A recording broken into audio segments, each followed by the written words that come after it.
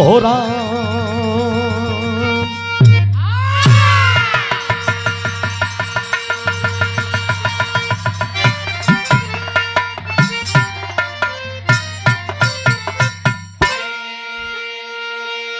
गाजीपुर, गाजीपुर मतलब वीरन का धरती। जे जैसे मानल ओके मनाने वाला है गाजीपुर का धरती हो। ए भैया जे जोर से मानल आईट के पटक देना छाती के बाटी टूट गई। आज ढेर बाँ फुलेलस के हम गवैया हैं हमारी कुल हैं तो वो गवैया के पानी पियावे वाला गाजीपुर का धरती कितना आदमी दिया बार बार के खोजे थमा गाजीपुर का कलाकारन के मिल जा। हम कहला तो से ना मिले भगवान वही के मिले ना जेकर कर्म बढ़िया होला। सार तू दोगला हो तुहर कर्म बढ़िया ना तो से भगवान ना मिले। बिरहा में 4 लाइन भूमिका का भाव कैसे मास्टर।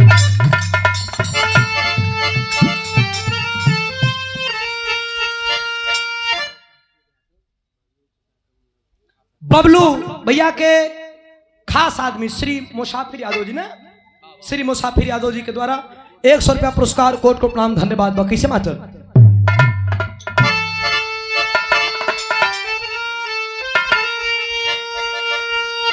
तो हिंद का अरे कोई चुनौती सना पेगा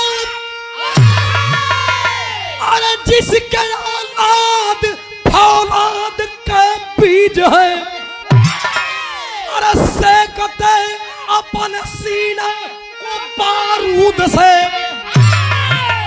पता है सभी को हम क्या चीज है। खून से सींचा था अपन रहले वतन को अरे कोई दूजा नहीं मेरा भारत है सानी अरे जहानारती ले खड़ी भारती गरजती गया की कलम की जवानी।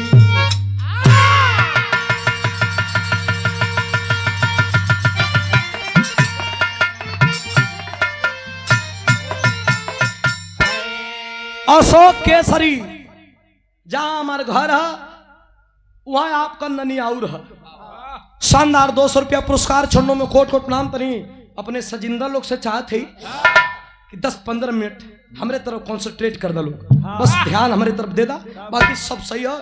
बस हमारे वाली ताकत रहा लोग ये मामूलिया तो लोग भी रहो मर्दे आँख खोल दे मर्दे सच्चाई हो ये बात। हाँ ये मानना पड़ेगा आप लोग सही बता रहे हैं। सुधीर लाल कुछ नहीं है, आप लोग हमें लेकर के चल रहे हैं।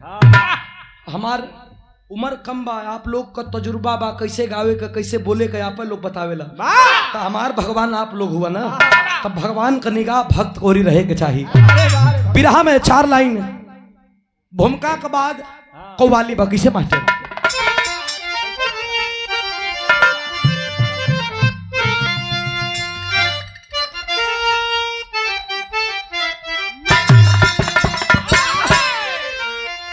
सुमन जी बुल्लू गुरुजी के मिश्री से मीठ बोला।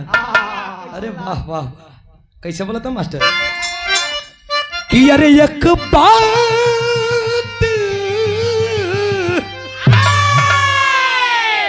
अरे तो एक बात मरी सजनी अरे गठिया चुनी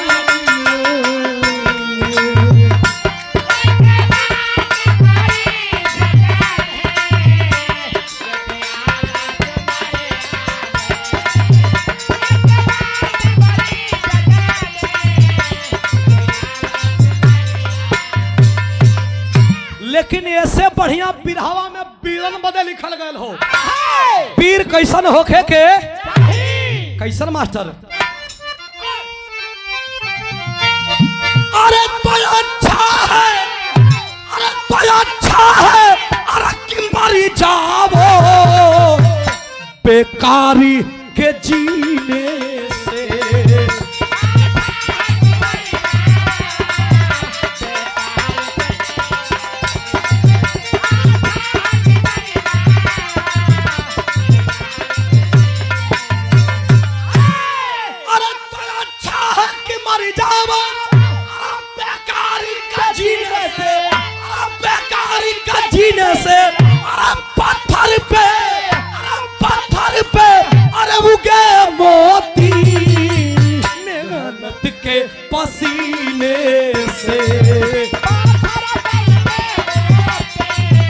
मेहनत के पसीने से।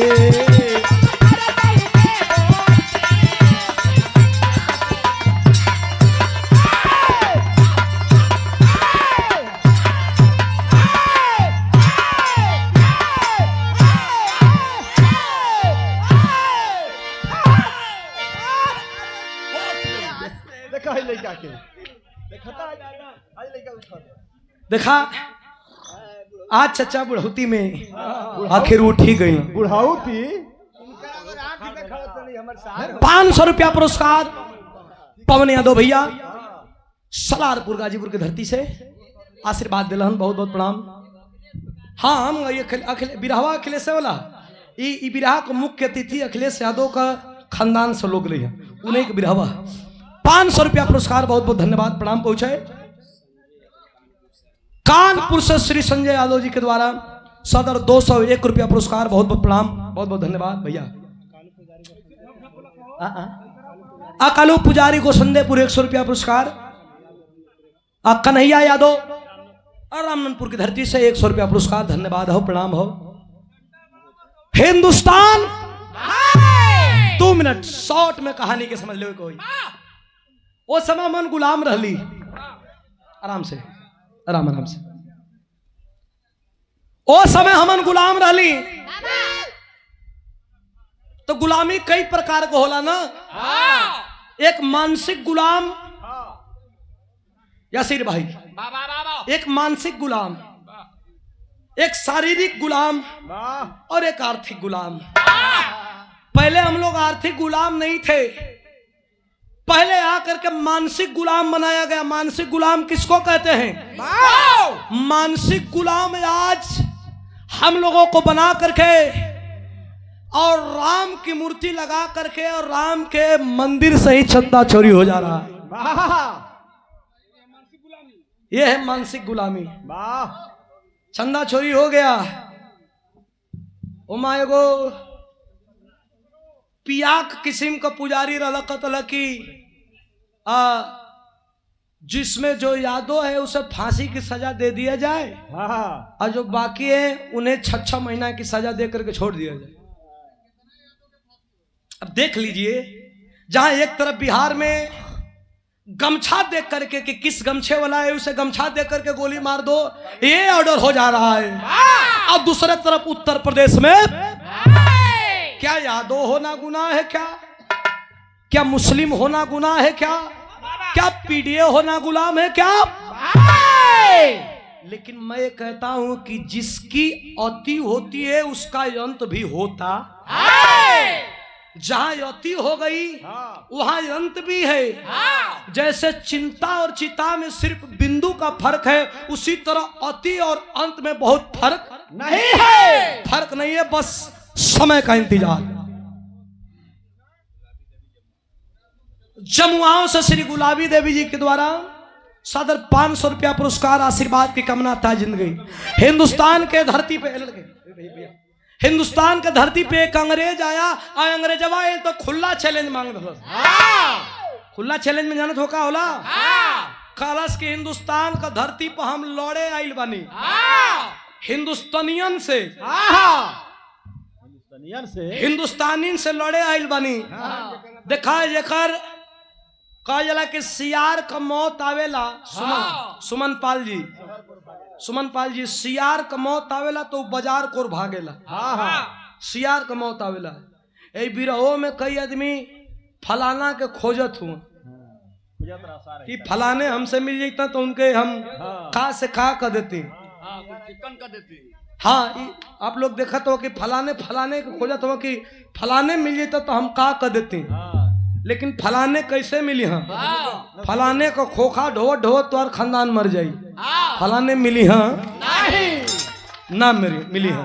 तब सुनाई सब जब बदमाशी भयल हो आके एगो कहलस हिंदुस्तान का धरती पे कि हिंदुस्तानी पहलवानों को मैं चैलेंज करता हूं कि जो हमसे लड़ेगा और लड़ करके पटकेगा मुंह मांगा इनाम दिया जाएगा। लेकिन जो पटकाएगा, जिसके घर में बहन जवान होगी उस बहन को इसी जांग पे बैठाया जाएगा। जिसके घर में बेटी जवान होगी उसी बेटी को जांग पे बैठाया जाएगा। ए भैया गुलाम रहल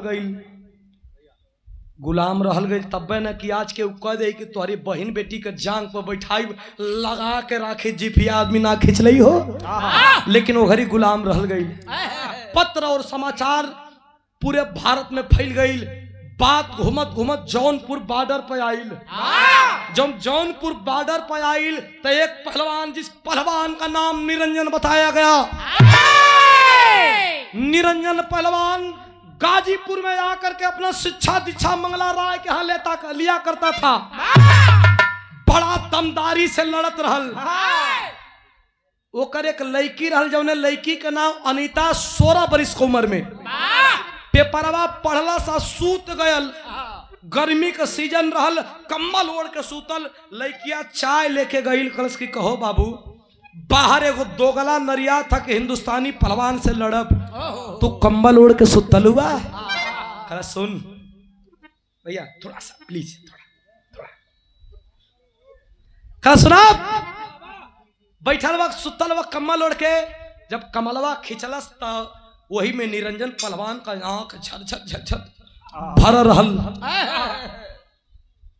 रोवत हुआ का कल रोवत यही बदे है कि तोर जन्म भइल के मोबाइल बजाओ था। तोर जन्म भइल बेटी, तोर जन्म भइल बेटी तो तोके जन्म देते देते तोर माई मर गयल। लेकिन तोर माई मरे से पहले तोके हमरे गोद में डाल के खलस की, आज से एकर बाप भी तू, एकर माई भी तू। अगर मौत मंगले रहता कि पटकैला के बाद गर्दन काट ले तो जाके लड़ लेती, लेकिन वो तो बहन बेटी का इज्जत मंगले अवन। कुश्ती मतलब बिछली का खेल, कबो कबो बड़ियार पहलवान भी दंगल में पटका जाला। लड़की इतनी बात सुनल कलस की तुहार बेटी बेटी है, दूसरे का बेटी बेटी ना है। हिंदुस्तान की लाखों करोड़ों बेटियां गुहार कर रही है पिताजी। एक बात कलश का हमारे गुरुजी का जवानी का तर्ज लगत मास्टर कैसे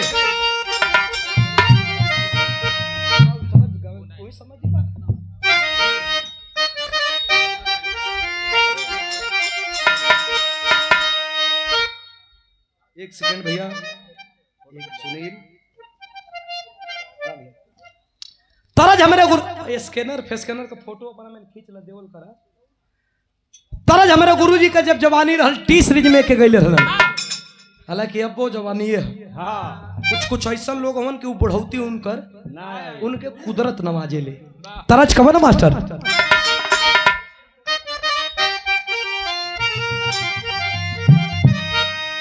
हो तोर नैना, हेलो हेलो हेलो, कि तोर नैना कटार, हो तोर नैना कटार, अरे गाड़ी गाड़ी चूनो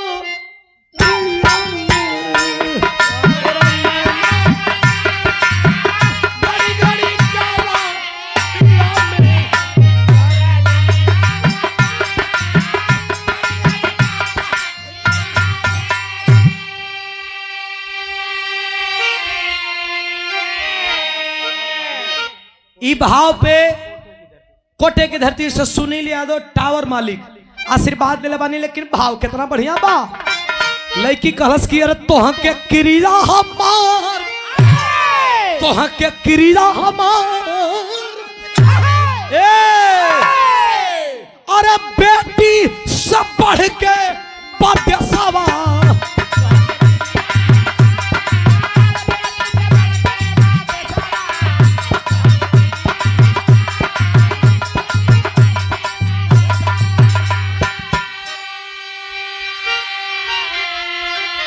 कहे कि अरे लंका दहन कैला जैसा हनुमान हो,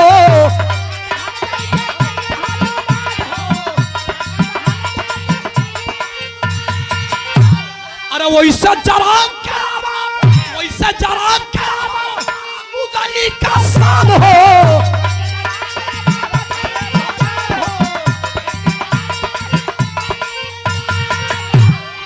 चला शेर सरदार, चला शेर सरदार, बेटी से बाटे बात सगा, चला शेर सरदार, बेटी से बाटे बात सगा।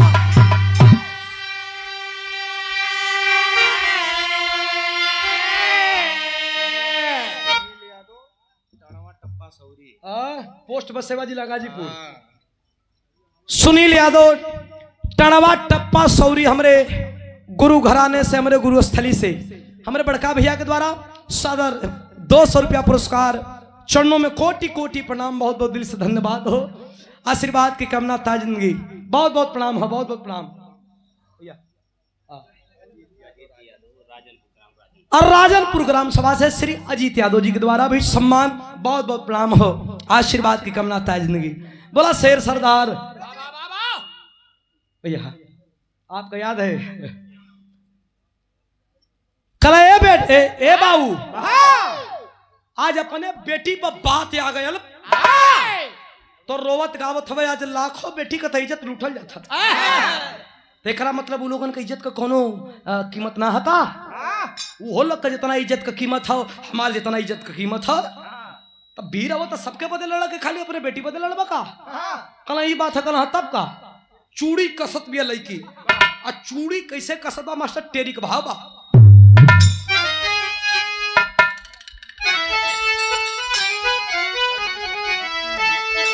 अरे मोरे राम, अरे दंगल में चल के जाया इंडिया, दंगल में चल के जाया इंडिया, अरे भटके 16 को सबनम ने राह दिखा।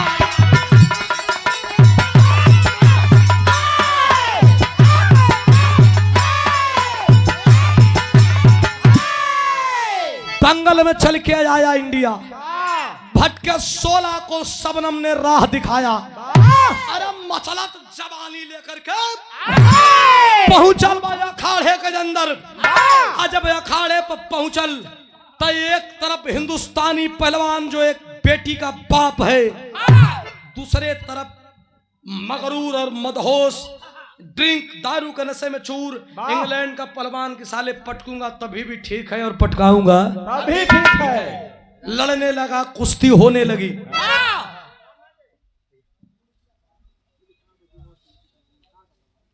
और शैलेंद्र यादव, बबलू यादव के भतीजा गोलू यादव, माइकल आपके द्वारा, और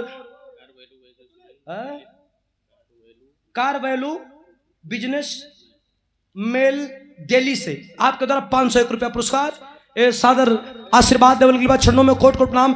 कुश्ती होके लगल, 17 या 18 मिनट कुश्ती भयल, कांटा का कुश्ती होत बा, लेकिन जब हिंदुस्तानी पानी गरम भयल तल लागल इंग्लैंडियन के दाबे, जस इंग्लैंडियन के दाबे तस भागे या तस वहां फे, लेकिन ये तने में इंग्लैंडी लोग कैला का एक लंडी गोरकी हो, कुल गोरकी गोरकी जितना कुल रहा गोरकी पुलिस वाला ना, अच्छा ता इंग्लैंड निकाला अंग्रेज है का पता बा। तो इंग्लैंड का जितना कुल घुसखोर रहा दलाल, कलरे मदे तो हिंदुस्तानी पहलवानवा देखा था चापत लड़किया अनीता के पंखुरवा चढ़लिया लिया के आया खड़वा का एक कोने पर खड़ा कर दलन। जब अपने बेटी के देखलस तब बेटी तो बेटी हो, करे जा सिहर गई के रे बेटी, तोहरे इज्जत आबरू बदे जंगे मैदान में लड़े अली है, तू ये खाड़ा का बगल में। अब लागल शरीरिया ढील करे, चापत चापत ढील करे लागल। जब ढील करे लागल शरीर तो लड़की एक कोने से आवाज देत बा, का आवाज देत बा मास्टर?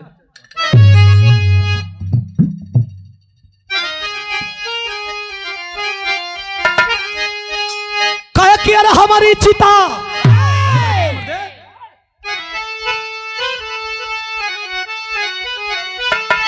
कि अरे हमारी चिता सदा दे अपन हाथ माथे भारत के, अरे दाग लगा के जी अब जकरे माथे भारत के।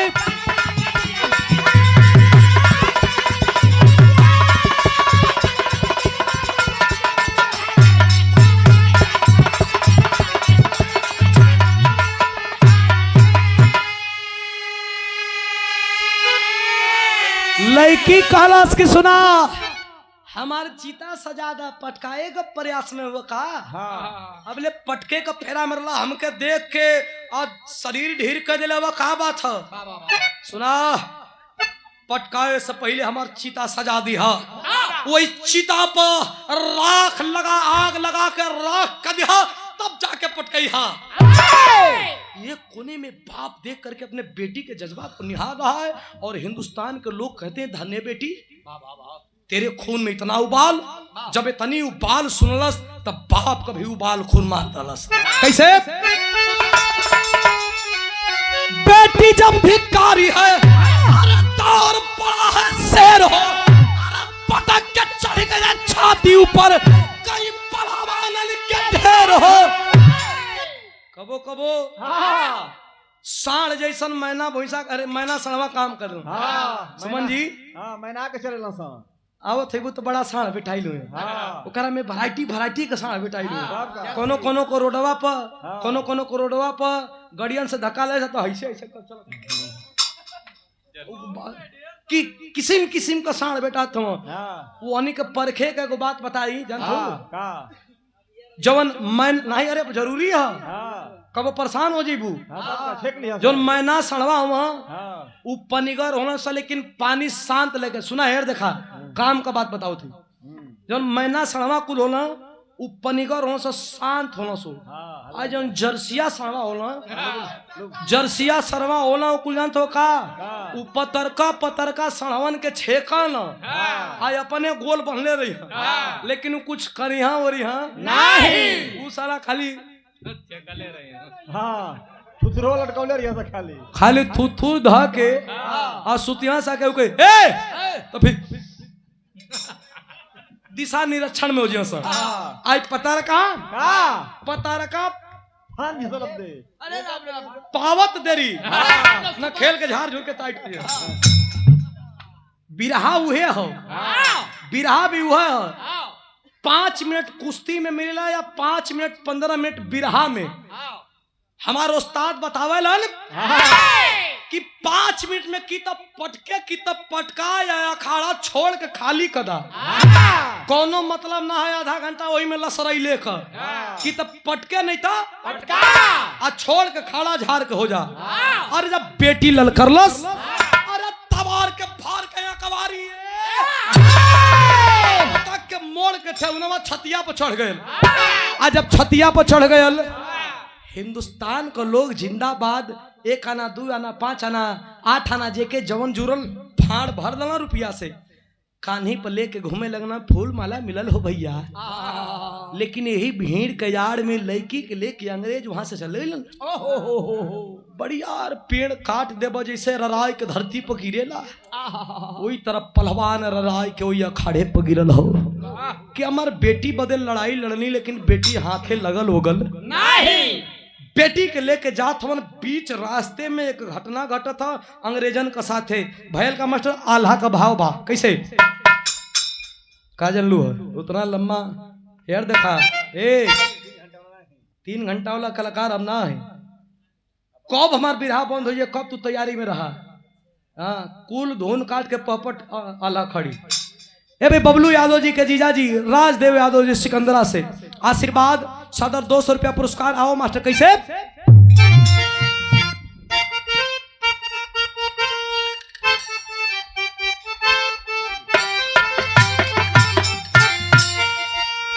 अरे तरानी झांसी वाली जब अरे पावली खबरिया बाबू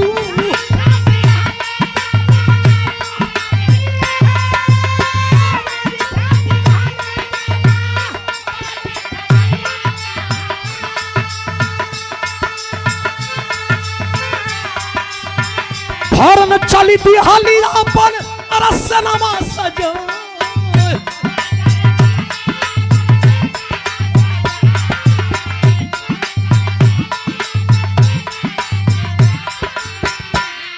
अरे तड़ा तड़ा देगावा अरे तड़ा तड़ा देगावा अरे गुजर बारा नमा में बाबू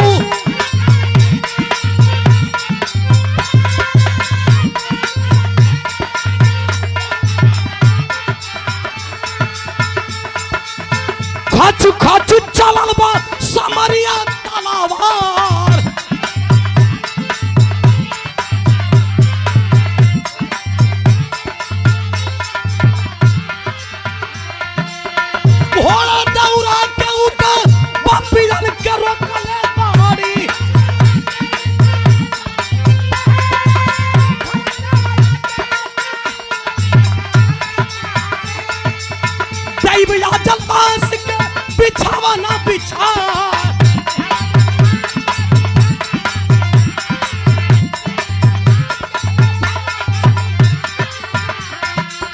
बाप औरी बेटी लड़के छोड़ा वाले बारी।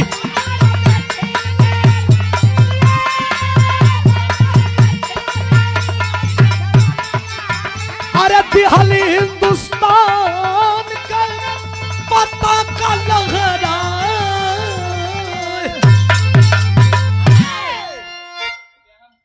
श्याम कुमार यादव तिवारीपुर के क्षेत्र भावी क्षेत्र पंचायत सदस्य, आपका जीवन के द्वारा सादर आशीर्वाद देवल गई। दिल से धन्यवाद। 200 रुपया है तना पंच परमेश्वर बैठल हुआ। अरे बाप रे बाप, वो और लड़की के लेके अंग्रेज अलन तिले झांसी वाली रानी का बड़ा बोल बड़ा रहलो घरी। बीच में अंग्रेजन से लड़की के छोड़ा करके और बाप को भी मंगवा करके, बाप देखलस कि हमार बेटी कोर अभी बचल है, इज्जत पर कोनो दाब ना है। झांसी वाली से पूछे लगल बाप, बेटी के इज्जत बचाई का चाहिए? झांसी कली बेटिए दे दा, ये बेटिए के दे दा। कल बेटी लेके का करबू? कल इतना ही बढ़िया रही है, इतना जज्बा करे में है कि तोरे मड़ई में चौका बर्तन करे वाली ना है। ये बागी है। अब बागी सिर्फ गोली और बारूद से बात करता है। बागी का अंतिम मंजिल है क्रांति है। बेटी को सीने से लगा करके कहती है क्या झांसी वाली?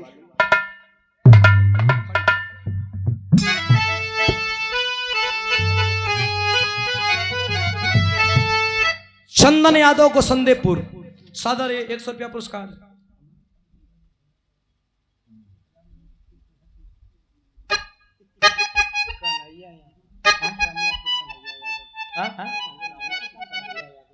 रन्नतपुर कन्हैया यादव जी के द्वारा ट्रैक्टर के स्टार ड्राइवर। अरे क्या कहना, आशीर्वाद दिल से धन्यवाद। छोड़ा खड़ी का भाव कैसे मास्टर फिर दिखाई ना का करके।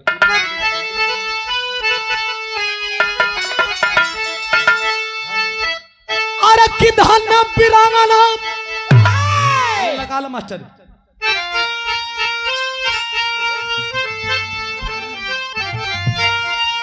अरे किधन बिरांगना बेटी को लगाई छाती दाप।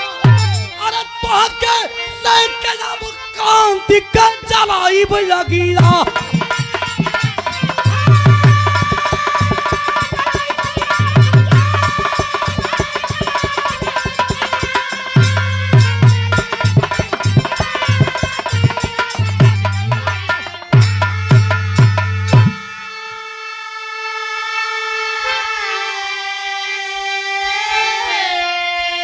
अरे लेके नहीं झांसी बेटी का झांसी वाली। अरे तो अंग्रेजों के खिलाफ जो बिगुल बजा दी। बस बस नमामि पर्वते पते बोले तो बढ़िया। ए भैया, झांसी वाली किला में जब बच्ची को लेकर के आए तो फूल अंगार खप बनेला।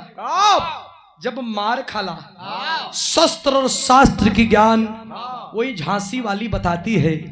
और समय आया, समय इतिहास वो आया कि आप हम पढ़ते हैं वही बेटी जब किला पे चढ़ाई किए अंग्रेज, तो वही अनीता एक यही परिवार की लड़की झांसी वाले किले के मुख्य द्वार पे अंग्रेजों से लोहा लेते लेते लेते शहीद हो गई, कुर्बान हो गई। अपनी झांसी को बचा करके झांसी वाले रानी को सुरक्षित स्थान पर पहुंचा करके अपनी जान की बाजी लगा दी। तई पानी कहाँ मिलेला? बनारस में, बलिया में, गाजीपुर में, चंदौली में। झांसी वाली रानी जन्म इनका बनारस में हुआ था। बचपन का नाम इनका मनुबाई था। इनका शादी झांसी वाली किले में हुआ था। तो झांसी वाली का इतिहास, एक बेटी यादव परिवार की बेटी न होती तो शायद झांसी का इतिहास कुछ और होता। खानदान का परिचय बा मास्टर। सलारपुर से मास्टर साहब श्री चंद्रभान यादव जी के द्वारा 200 रुपया पुरस्कार। कैसे मास्टर विनोद भैया? कैसे कैसे और रामपुर माझा से श्री सुरेश यादव जी, समाजवादी गीत गुरुजी विजयलाल यादव के सम्मान में तनकी खाली ठोक दे, कोट खाली पकड़ ला। ये गीत हम वायरले बा, हम जाना तनी कि हमारा सामने अनुपमा ही बैठल बाड़ी। हमारा अनुपमा तू ही बाड़ू। राजेश यादव ब्राह्मणपुरा हमारे अभिभावक जी के द्वारा चली। हमारा अनुपमा तू ही बाड़ू। अनुपमा कबो कबो भेटाई रुआ रोज भेटाई। अरे उनका कम नहीं की हमारा अच्छा राउर ऑपरेटर हमारा पर बड़ा खुश हम हूँ बड़ा खुश है भाई, बहुत खुश है तुम लोगों पर। लव यू भाई, लव यू। जनरेटर सही रहे। मोनू भाई लव यू भाई। स्वर्गीय बदामी देवी के भतीजा बबलू यादव जी के द्वारा ब्राह्मणपुरा के धरती से आशीर्वाद ले बानी 200 रुपया। कैसे? अरे करबू करे जा हम वही दिन शादी, करबू करे जा हम वही दिन शादी।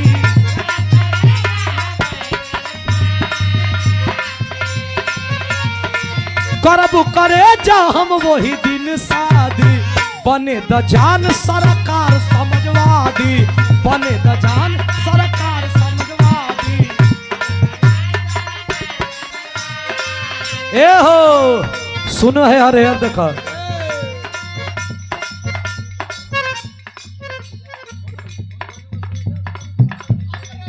मोनू ऑपरेटर संघ पाल जी के बढ़िया, हमें बढ़िया तू बढ़िया हुआ। 100 रुपया पुरस्कार शोभनाथ यादव हरिहरपुर से। हम पार्टी तनी पारी और देवे के बाद बने द जान सरकार समझवादी, बने द जान सरकार समझवादी।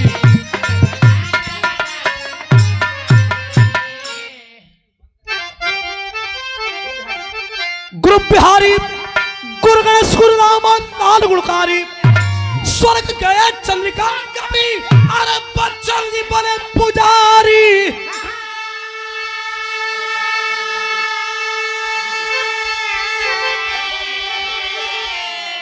अरे तो दंगल में चल के जाया इंडिया तो सुधीर विजय लाल का है झंडा।